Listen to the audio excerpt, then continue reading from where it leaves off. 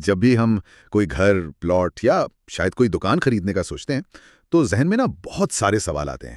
Location کیسی ہے، قیمت ٹھیک ہے، کاغذات پورے ہیں۔ لیکن ایک سوال جو شاید سب سے اہم ہے وہ یہ کہ قانون ہماری حفاظت کیسے کرتا ہے۔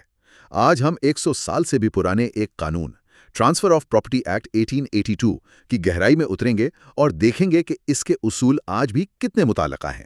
بالکل، اور یہ صرف وکیلوں کے لیے نہیں ہے، یہ ہر اس شخص کے لیے ہے جو اپنی زندگی کی کہہ لیں سب سے بڑی سرمایہ کاری کرنے جا رہا ہے۔ ہم خاص طور پر اس کے باب سوئم پر بات کریں گی جو سیل آف اموویبل پراپرٹی یعنی غیر منقولہ جائیداد کی فروخت سے متعلق ہے۔ ہمارا مقصد صرف یہ بتانا نہیں کہ قانون کیا کہتا ہے، بلکہ یہ سمجھنا ہے کہ وہ ایسا کیوں کہتا ہے۔ تو آئیے اس کا آغاز کرتے ہیں۔ فرض کریں ایک شخص نے ایک گھر خریدنے کا فیصلہ کر لیا ہے۔ پہلا قدم کیا ہوتا ہے؟ عام طور پر ایک معاہدہ، لیکن قانون کی نظر میں اصل فروخت کب مکمل ہوتی ہے؟ یہیں سے سب سے اہم نقطہ شروع ہوتا ہے۔ دیکھیں، قانون فروخت کی تعریف بہت واضح طور پر کرتا ہے۔ وہ کہتا ہے کہ فروخت ملکیت کی منتقلی ہے جو کسی قیمت کے بدلے میں ہو۔ اچھا، یہاں دو الفاظ کلیدی ہیں، ایک ملکیت کی منتقلی اور دوسرا قیمت۔ اگر قیمت نہ ہو تو وہ تحفہ بن جاتا ہے، فروخت نہیں۔ قانون اس کے لیے جو الفاظ استعمال کرتا ہے وہ ہیں a transfer of ownership in exchange for a price۔ یہ قیمت ادا کی جا سکتی ہے، اس کا وعدہ کیا جا سکتا ہے، یا کچھ ادا کر کے باقی کا وعدہ ہو سکتا ہے۔ ٹھیک ہے، تو ملکیت کی منتقلی قیمت کے بدلے میں، لیکن یہ منتقلی قانونی طور پر ہوتی کیسے ہے؟ مطلب کیا صرف زبانی کلانی یا ایک سادہ کاغذ پر لکھنے سے کام چل جاتا ہے؟ بالکل نہیں، بالکل نہیں، خاص طور پر جب جائیداد کی مالیت زیادہ ہو۔ قانون نے 1882 میں ایک حد مقرر کی تھی، 100 روپے۔ 100 روپے؟ آج تو یہ مذاق لگتا ہے۔ جی، لیکن اصول آج بھی وہی ہے۔ اگر غیر منقولہ جائیداد کی قیمت 100 روپے یا اس سے زیادہ ہے تو فروخت صرف ایک طریقے سے ہو سکتی ہے۔ قانون کہتا ہے only by a registered instrument۔ Registered instrument یعنی ایک رجسٹرڈ دستاویز، اس کا کیا مطلب ہے؟ اس کا مطلب ہے ایک باقاعدہ بے نامہ یا سیل ڈیڈ جسے تحریری طور پر تیار کیا جائے اور پھر سرکاری ادارے یعنی سب رجسٹرار کے دفتر میں رجسٹر کروایا جائے۔ اچھا، یہ رجسٹریشن ایک طرح سے سرکاری مہر ہے جو اس سودے کو پبلک ریکارڈ کا حصہ بنا دیتی ہے۔ اس کا فائدہ یہ ہے کہ کل کو کوئی بھی اس سودے کو آسانی سے چیلنج نہیں کر سکتا اور ملکیت کا ثبوت ہمیشہ کے لیے محفوظ ہو جاتا ہے۔ لیکن اکثر لوگ بیانہ یا جسے ایگریمنٹ ٹو سیل کہتے ہیں اسی کو اصل فروخت سمجھ بیٹھتے ہیں۔ ایک سٹیمپ پیپر پر معاہدہ ہوا، کچھ رقم ادا کی اور سمجھا کہ جائیداد ہماری ہو گئی۔ کیا یہ سوچ درست ہے؟ یہ پاکستان میں جائیداد کے تنازعات کی سب سے بڑی وجوہات میں سے ایک ہے۔ قانون اس بارے میں بالکل صاف ہے کہ ایک کانٹریکٹ فار سیل یعنی فروخت کا معاہدہ جائیداد میں کوئی حق پیدا نہیں کرتا۔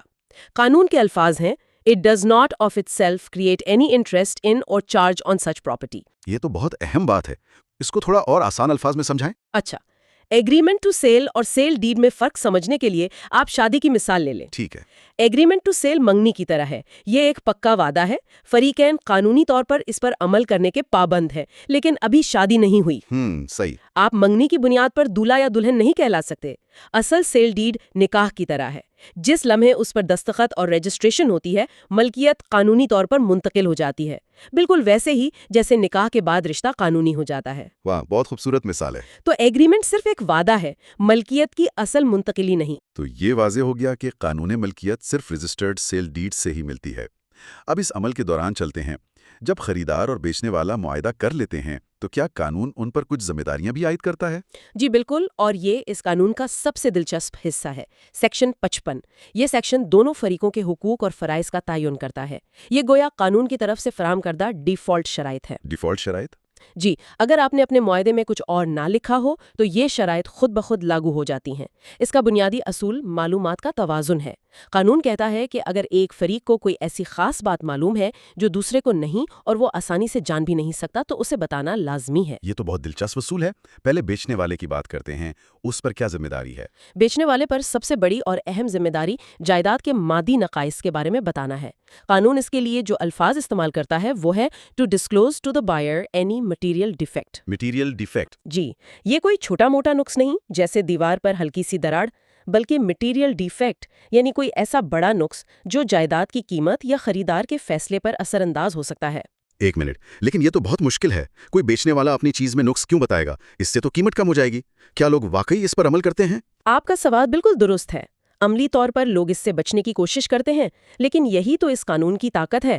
اگر بیچنے والے کو معلوم ہے کہ گھر کی بنیادوں میں کوئی سنگین مسئلہ ہے یا جائیداد پر کوئی قانونی تنازع چل رہا ہے اور وہ یہ بات جان بوجھ کر چھپاتا ہے تو یہ صرف غیر اخلاقی نہیں بلکہ غیر قانونی ہے۔ یعنی یہ فراڈ ہے؟ قانون کی نظر میں یہ ایک طرح کا فراڈ ہے۔ مجھے ایک کیس یاد ہے جہاں بیچنے والے نے یہ چھپا لیا تھا کہ جائیداد کا ایک حصہ غیر قانونی تعمیرات میں آتا ہے۔ خریدار کو بعد میں لاکھوں کا نقصان ہوا کیونکہ اسے وہ حصہ گرانا پڑا۔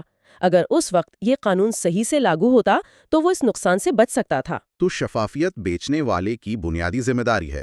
اس کے علاوہ اور کیا فرائض ہیں؟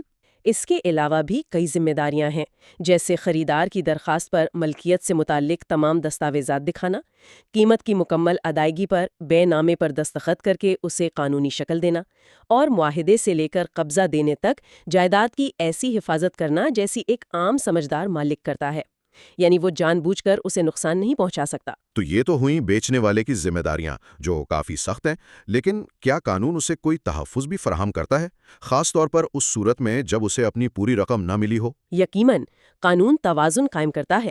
اگر ملکیت منتقل ہو گئی ہے اور خریدار نے پوری قیمت ادا نہیں کی تو بیچنے والے کو ایک بہت مضبوط حق حاصل ہے۔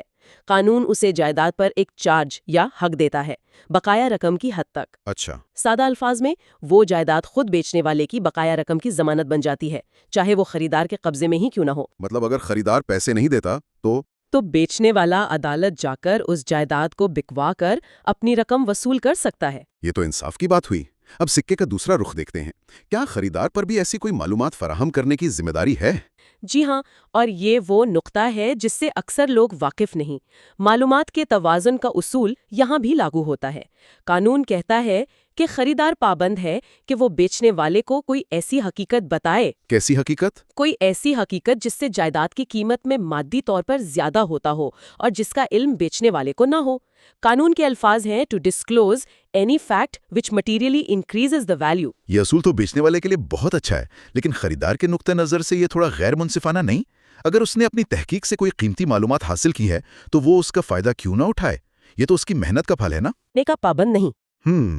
ٹھیک ہے۔ لیکن اگر اسے کسی اندرونی یا خفیہ ذریعے سے یہ پتہ چلا ہے کہ حکومت اس زرعی زمین کے نیچے سے موٹر وے گزارنے والی ہے، یہ وہاں تیل دریافت ہو گیا ہے اور بیچارہ کسان اس سے بالکل بے خبر ہے، اچھا، تو یہ ایک ایسی حقیقت ہے جو قیمت کو کئی گنا بڑھا دے گی۔